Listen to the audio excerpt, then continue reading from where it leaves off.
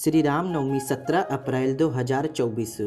महाअभिनेता तो ज्ञानवान हैं। भगवान राम जी सुबह नींद से उठते ही आत्म शांति में ध्यान में मग्न हो जाते, फिर दोनों हाथ अपने मुख चेहरे पर घुमाते, जिस नथुने से श्वास चलता वही पैर धरती पर रखते थे। इससे शुभ संकल्प सफल होते हैं। फिर राम जी पवित्र वस्तुओं का दर्शन करते थे, जैसे देव दर्शन है, कांसे के कटोरे में रखे हुए घी का दर्शन है। फिर माता पिता व गुरुदेव को प्रणाम करते थे।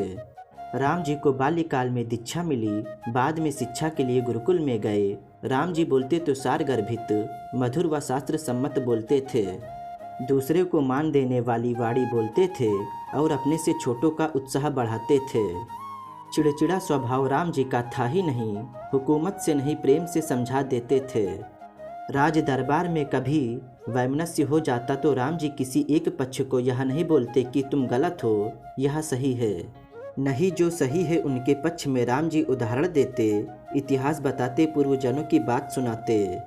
जो गलत होते वे अपने आप ही उचित को समझ जाते थे। राम जी आदर्श भ्राता थे, आदर्श पति थे, आदर्श मित्र थे, आदर्श शासक थे और आदर्श शिष्य भी थे। क्योंकि राम जी के जीवन में सब कुछ पूर्ण विकसित है और जितना जिनका ऐसा विकास होता है उतने वे राम जी की नाई सम्मानित होते हैं। नहीं तो षड्यंत्र करके, छल कपट, दांव पेच करके कई लोग सम्मानित होने के लिए क्या क्या खेल खेलते हैं। रावण दांव खेलता रहा, कोई सम्मान नहीं मिला, हर 12 महीने में दे दिया सलाई। प्राण बल मनोबल तो था रावण के पास, लेकिन मानवीय संवेदनाएं, भोग से उपरामता और आत्मा परमात्मा में विश्रांति इसकी कमी थी। राम जी में यह सब विकसित था, उनका पूर्ण जीवन था। जब रावण सीता जी को लंका ले जाता है या लक्ष्मण मूर्छित हो जाते हैं तो भगवान राम जी विलाप करते हैं, समझ के रोते हैं। हाय लक्ष्मण, हाय लक्ष्मण, हाय सीते, हाय सीते, भीतर ज्यों के त्यों हैं। श्री रामचंद्र जी के साथ उनकी छाया बने हुए लक्ष्मण जी भी श्री राम के अभिनय को नहीं जान पाए थे। बाली की मृत्यु के बाद जब सुग्रीव पुनः भोग विलास में खोकर सीता जी को लाने की सेवा भूल सा गया था तो श्री राम जी ने कुपित होकर कहा, जिस बाण से बाली को मैंने भेज दिया था वही बाण सुग्रीव के लिए पर्याप्त रहेगा। अब सुग्रीव को मैं नहीं छोड़ूंगा, चाहे ब्रह्मा जी भी आ जाएं सुग्रीव के पक्ष में। सुग्रीव कल शाम का सूर्यास्त नहीं देख सकता है।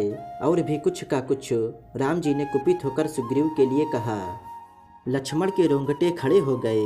लक्ष्मण ने उठाया धनुष बाण, बोले, आप उस सुग्रीव के लिए कल परिश्रम करें तो आपके अनुज का जीवन किस काम आएगा।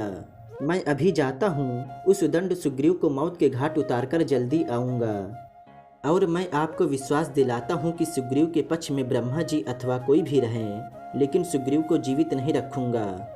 राम जी तब लक्ष्मण को धीरे से बोलते हैं, देख लक्ष्मण, जा और ऐसे ही जा, लेकिन उसको मारना नहीं है। लक्ष्मण के पैरों तले धरती निकल गई कि जा, लेकिन उसको मारना नहीं। अभी तो इतने कोपायमान हो रहे थे मारने के लिए। राम जी कहते हैं उसको मारना नहीं, और देख उसमें 2 बातें हैं, वह डरपोक है और भगोड़ा भी है। तो ऐसा नहीं भगाना कि हमारे से दूर भाग जाए, डराना, लेकिन ऐसा डराना कि अपने पास आए। बाली सताता था तो वह अपने पास आया।